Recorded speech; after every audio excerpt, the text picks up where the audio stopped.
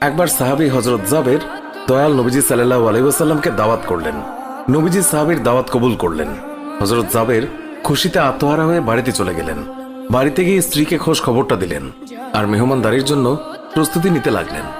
বড় ছেলে আব্দুল্লাহকে নিয়ে খাসি জবাই করে অন্য কাজে যখন হযরত জাবের ঘর থেকে বাইরে গেলেন, ইতিমধ্যেই হযরত জাবেরের ছোট ছেলে ঘুম থেকে উঠে খাসি তালাশ করতে লাগলো।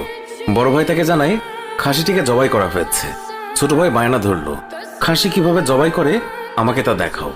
অগত্যা বড় ভাই ছুরি হাতে করে ঘরের পেছনে গিয়ে বলল, এখানে জবাই করা হয়েছে। ছোট ভাই জানতে চাইল কিভাবে।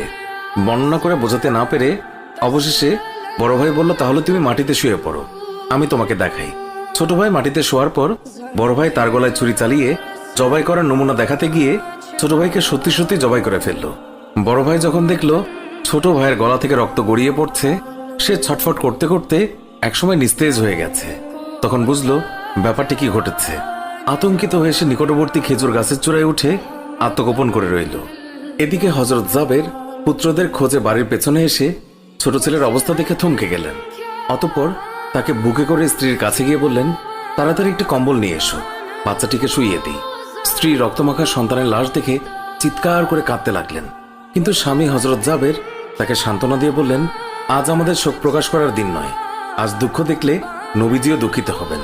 অতএব ধৈর্য ধারণ করো, কষ্ট করে হলেও মুখে হাসি ফুটিয়ে তোলো। তারপর তারা দুজনে মিলে ছোট ছেলেকে কম্বলে মুড়ে রান্নাঘরের পেছনে রেখে আসলেন। স্ত্রী রান্নার কাজে মন দিলেন। হযরত জাবের বের হলেন বড় পুত্র আব্দুল্লাহর খোঁজে। বাড়ির পেছনে গিয়ে ছেলের নাম ধরে জোরে ডাক দিলেন।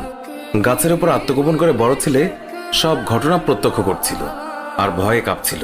পিতার ডাক শুনে ভাবল, এখন পালাতে না পারলে আব্বার হাতে ধরা পড়তে হবে। ধরা পড়লে আর রক্ষা থাকবে না।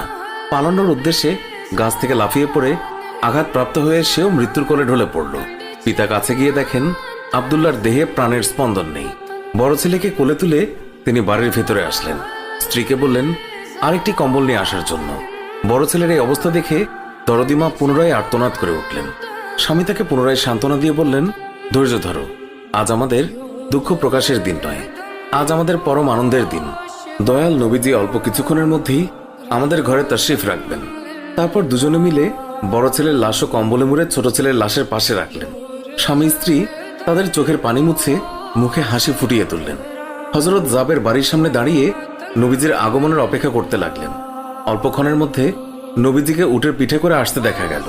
হযরত জাবের আনন্দে আত্মহারা হয়ে দৌড়ে গিয়ে স্ত্রীকে নবীজির আগমনের সংবাদ দিলেন এবং পুনরায় তিনি দৌড়ে নবীজির সামনে চলে এলেন।